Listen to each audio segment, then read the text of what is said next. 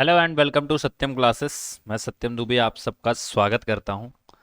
Guys, आज की जो जो क्लास है ये रिकॉर्डेड इसलिए रखना पड़ा है बिकॉज कुछ पर्सनल काम है। तो मैंने ये सोचा कि भाई आपकी जो क्लासेस है वो रुकनी नहीं चाहिए। एंड जो भी बच्चे नए जुड़े हैं वो ये जान लें, ये सीरीज़ आपके लिए रामबाण साबित होने वाली है। बिकॉज हमने इस सीरीज में आपसे वादा किया है पूरे के पूरे टू द सिलेबस और केवीएस से ओरिएंटेड स्पेशल 1000 एमसीक्यूज का। ठीक है, और उस 1000 एमसीक्यूज के किए गए वादे में हमने अभी तक 270 एमसीक्यूज कंप्लीट कर लिए हैं। आज की क्लास में हम 280 एमसीक्यूज को कंप्लीट कर लेंगे। सो भाई, अगर आपने अभी इसके पहले क्लासेस नहीं देखी है, आई विल रिक्वेस्ट जा करके प्लेलिस्ट में विजिट कीजिए और सारी की सारी क्लासेस देखिए। And second thing, if you want to PDF of this classes you have to download Satyam classes app, जिसकी लिंक आपको डिस्क्रिप्शन बॉक्स में दी गई है।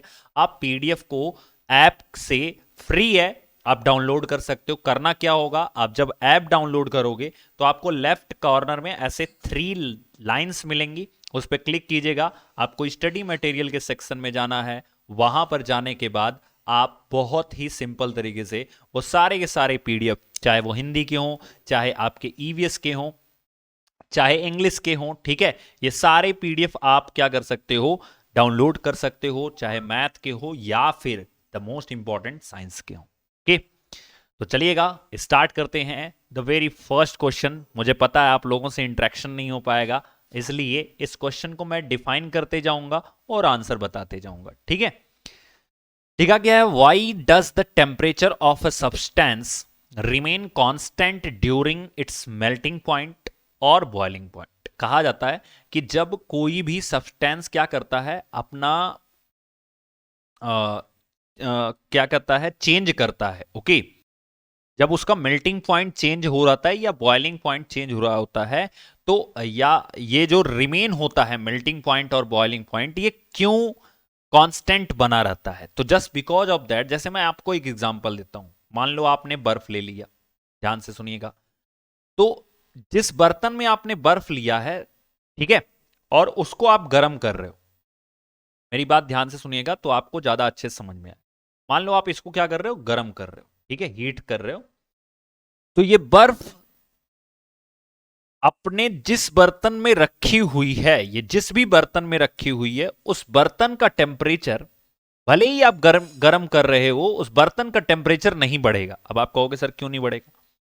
क्योंकि जब तक ये पूरी की पूरी बर्फ पिघलकर पानी नहीं हो जाती है, जब तक ये पूरी बर्फ पिघलकर क्या नहीं हो जाती है, पानी नहीं हो जाती है, तब तक इसका टेम्परेचर कांस्टेंट रहेगा। मींस इसका जो मेल्टिंग पॉइंट है वो बढ़ेगा नहीं, और ना ही इसका बॉइलिंग पॉइंट बढ़ेगा। भाई सिंपल सी बात है, पहले तो मेल्ट होना चाहिए फिर ये बॉयल होगी। तो कहने का मतलब क्या हो गया कि जब भी कोई भी मैटर अपने स्टेट को चेंज करता है, अब देखो, बर्फ हमने कहा था आपसे, तो बर्फ क्या है, सॉलिड है।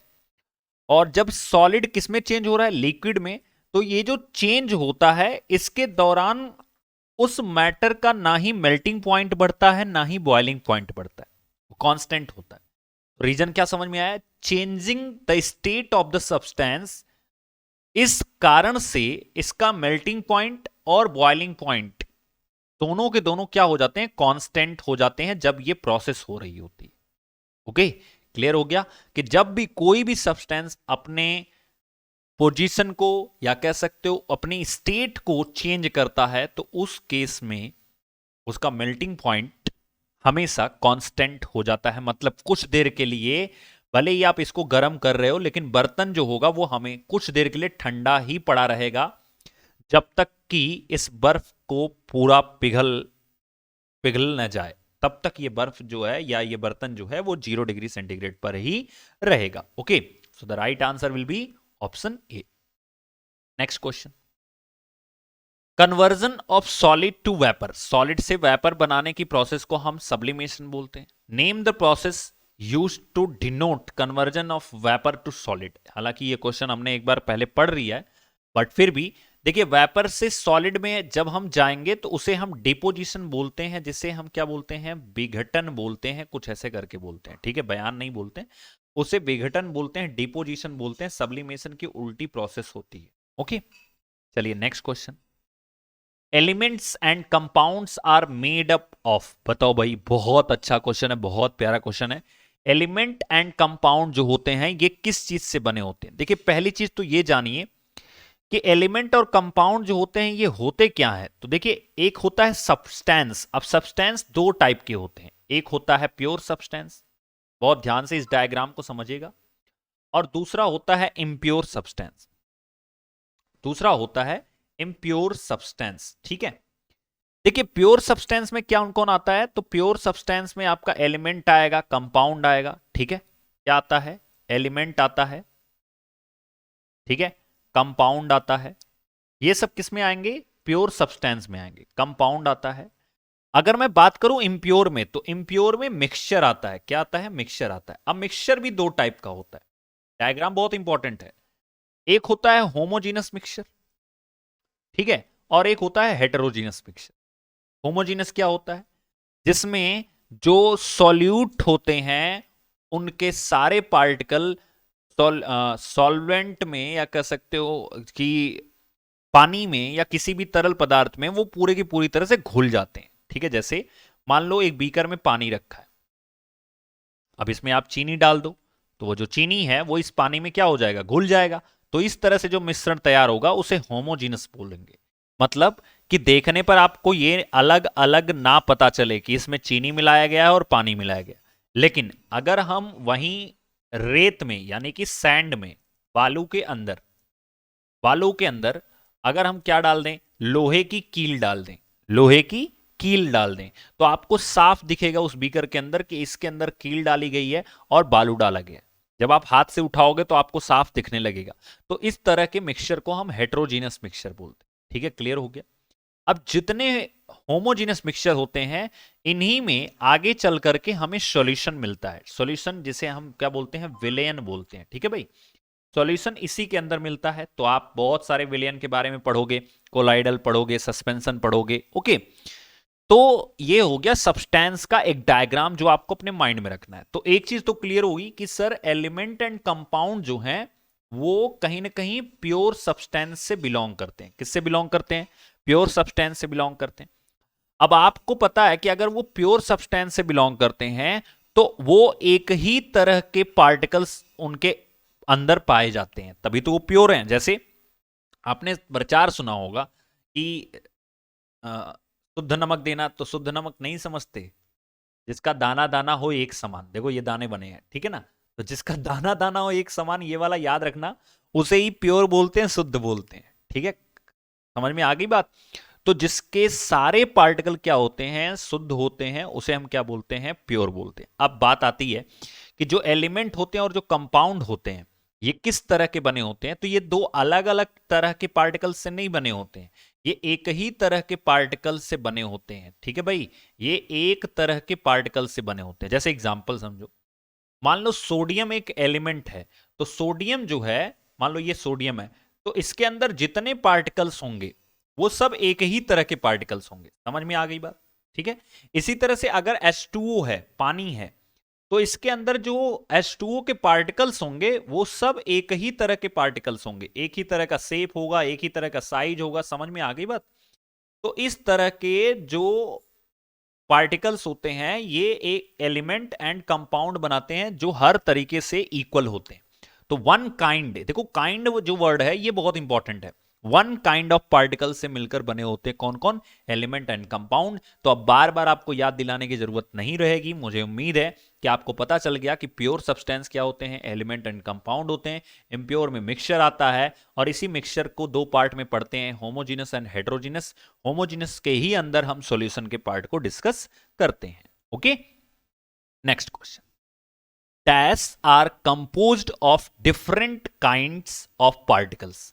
लिखा गया है कि कौन सी चीज जो है ये अलग अलग प्रकार के चीजों से बने होते हैं। तो देखो अब आप पढ़ के ही आंसर कर सकते हो, क्योंकि सर अभी आपने बताया कि जो प्योर सब्सटेंस होते हैं ये सेम काइंड ऑफ पार्टिकल से बने होते हैं। क्या होते हैं? सेम काइंड ऑफ पार्टिकल से बने होते हैं। अब प्योर सब्सटेंस में कौन कौन आता है? तो सर एलिमेंट आता है, कंपाउंड आता है। इन दोनों को छोड़ करके सब इम्प्योर हो गए, यानी कि यहां पर नन तो हो नहीं सकता, एक ऑप्शन बचता है। क्या बचता है? मिक्सचर बचता है। ठीक है भाई, समझ में आ गई बात? तो जो ऐसी चीजें जो किससे कैसे कंपोज हुई हो, डिफरेंट काइंड ऑफ पार्टिकल से कंपोज हुई हो, उन्हें हम क्या बोलते हैं? मिक्सचर बोलते हैं। Okay, let us move to next question. And dash is a substance made up of identical atoms। तो भाई पूछा गया है कौन सा ऐसा सब्सटेंस है जो एक आइडेंटिकल एटम से बना हुआ है। ये एक आइडेंटिकल एटम से बनते हैं। उन सब्सटेंसेस को हम क्या कहते हैं? एलिमेंट बोलते हैं, कंपाउंड बोलते हैं, या मिक्सचर बोलते हैं, या कोई नहीं बोलते हैं?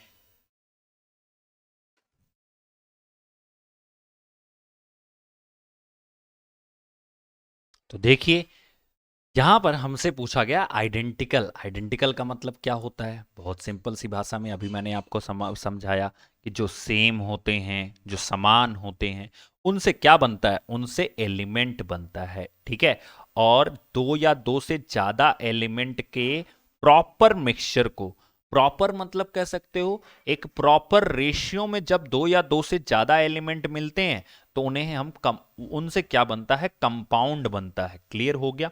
तो यहां पर जो हमारा परफेक्ट आंसर हो जाएगा वो क्या हो जाएगा? Option A will be the right answer. Okay भाई, देखो ये थोड़ा सा सेशन जो है ना, वो थोड़ा तेजी से इसलिए चल रहा है क्योंकि हम रिकॉर्डेड पढ़ रहे हैं। ओके, तो अब रिकॉर्डेड क्यों है? क्योंकि मुझे कहीं जाना है, तो इस वजह से मैं सोचा क्लासेस तो होनी चाहिए। अब भले ही एक ही बच्चा देख रहा हो, है ना, समझ सकते हो आप लोग। चलो next question. Each element has its own definite. Her element के पास क्या होता है? कौन सी ऐसी चीज है जो उसकी चीज डेफिनिट होती है, या निश्चित होती है, फिक्स होती है? Melting point, boiling point, both A and B, या नन ऑफ दीज? तो भाई हर एलिमेंट के पास उसका मेल्टिंग पॉइंट भी फिक्स होता है, उसका बॉइलिंग पॉइंट भी फिक्स होता है। इसका मतलब दोनों के दोनों जो होते हैं वो फिक्स होते हैं। हर एलिमेंट के पास उसका खुद का मेल्टिंग पॉइंट और बॉइलिंग पॉइंट पाया जाता है। क्लियर हो गया? चलिए, dash are represented by symbols. कौन सी ऐसी चीज है जो सिंबल से रिप्रेजेंट की जाती है? अच्छा, आपने पेरियोडिक टेबल देखा है कि नहीं देखा है? पेरियोडिक टेबल आपने देखा है कि नहीं देखा है? आपने देखा होगा। पेरियोडिक टेबल अगर आपने देखा होगा तो आपको पता चलेगा कि वो किससे बनती है, वो रिप्रेजेंट की जाती है। मैं आपको दिखाने की कोशिश कर रहा हूं, जस्ट 1 मिनट। ठीक है, आपको दिखाता हूं पेरियोडिक टेबल। भाई मेरे पेरियोडिक टेबल कहाँ रख दिए? 1 मिनट, यहाँ पे तो कहीं दिख नहीं रहा। अच्छा ये रहा, चलिए देखिए। तो ये रहा पेरियोडिक टेबल। अब इसमें दिखाना क्या है मुझे? दिखाना बस इतना सा है कि आपसे सवाल जो पूछा गया है वो समझने की कोशिश कीजिएगा। कहा है कि कौन सी चीज सिंबल्स के थ्रू रिप्रेजेंट की जाएगी। तो आप देखो, ये हाइड्रोजन हो गया, ओके, यहां पर हीलियम हो गया, फिर आप देख सकते हो यहां पर लिथियम है, फिर बेरिलियम है। तो कहने का मतलब क्या है कि ये जो चीजें आपको दिख रही हैं ये पेरियोडिक टेबल है। और पेरियोडिक टेबल में जितने भी एलिमेंट हैं, क्या एलिमेंट हैं, उन्हें हम किससे दिखाते हैं? सिंबल के थ्रू दिखाते हैं। तो एलिमेंट्स को हम किसके थ्रू दिखाते हैं? सिंबल्स के थ्रू दिखाते हैं। सवाल आता है कि सर कंपाउंड कैसे दिखाया जाएगा? देखिए, इसका फॉर्मूला होता है। कंपाउंड के फॉर्मूला बनते हैं। फॉर्मूला कैसे बनते हैं या फॉर्मूला से रिलेटेड क्वेश्चन किस तरह के आते हैं, वो हम आगे आने वाली क्लासेस में सीखेंगे। ओके, चलिए next question. Symbol of aluminium is. मैं आपको एक चीज और बताता हूं, पेरियोडिक टेबल में एटॉमिक नंबर 1 से लेकर के एटॉमिक नंबर 20 तक का तो पूरा का पूरा जो सिंबल होता है, नाम होता है, कितना उसका एटॉमिक मास होता है, कितना एटॉमिक नंबर होता है, कितनी वैलेंसी होती है, ये सारी चीजें आपको पता होनी चाहिए 1 से लेकर के 20 तक। पहला एलिमेंट हाइड्रोजन है और 20वां नंबर का कैल्शियम होता है। ठीक है, तो ये सारा का सारा आपको पता होना चाहिए 1 से 20 तक कि क्या क्या आता है। ठीक है, दूसरी चीज देखो, अब इसके अंदर आपको क्या क्या याद होना चाहिए? एटॉमिक नंबर उनके याद होने चाहिए कि पहले एटॉमिक नंबर पे कौन सा एलिमेंट आएगा, दूसरे पर कौन सा आएगा, तीसरे पर कौन सा आएगा। दूसरा आपको पता होना चाहिए एटॉमिक मास इनके कितने होते हैं। एटॉमिक मास कितने होते हैं, ठीक है। थर्ड थिंग, अगर आपको एटॉमिक नंबर पता है तो यहां से आपको number of proton, number of neutron, number of electron, ये सब भी आपको फाइंड आउट करने आना चाहिए, क्योंकि ये सब चीजें आपके सिलेबस में हैं। साथ में आपको ये भी पता होना चाहिए कि इनकी वैलेंसी कितनी है, यानी आउटर मोस्ट सेल में कितने भी इतने इनके इलेक्ट्रॉन है। बहुत बेसिक चीज इसकी आपको पता होनी चाहिए वैलेंसी से रिलेटेड, ठीक है। लेकिन प्रोटॉन, न्यूट्रॉन और इलेक्ट्रॉन का पता आपको होना चाहिए कि किस एटॉमिक नंबर में कितने इलेक्ट्रॉन और कितने प्रोटॉन होते हैं, ओके। हालांकि इनसे रिलेटेड जब क्वेश्चन आएगा तो हम आपको बहुत ही तरीके से कराएंगे, बट अभी आपके लिए इतना बता देता हूं कि आने वाली क्लासेस में ये आपके लिए फायदेमंद होंगे अगर आप इनको अभी तैयार कर लो। Symbol of aluminium is what? Symbol of aluminium is Al। बहुत सिंपल है। देखिए, आर्गन बोलते हैं इसको, जीरो ग्रुप का समूह होता है, इसे हम आर्गन के नाम से जानते हैं, ठीक है। Au का मतलब होता है ऑरम।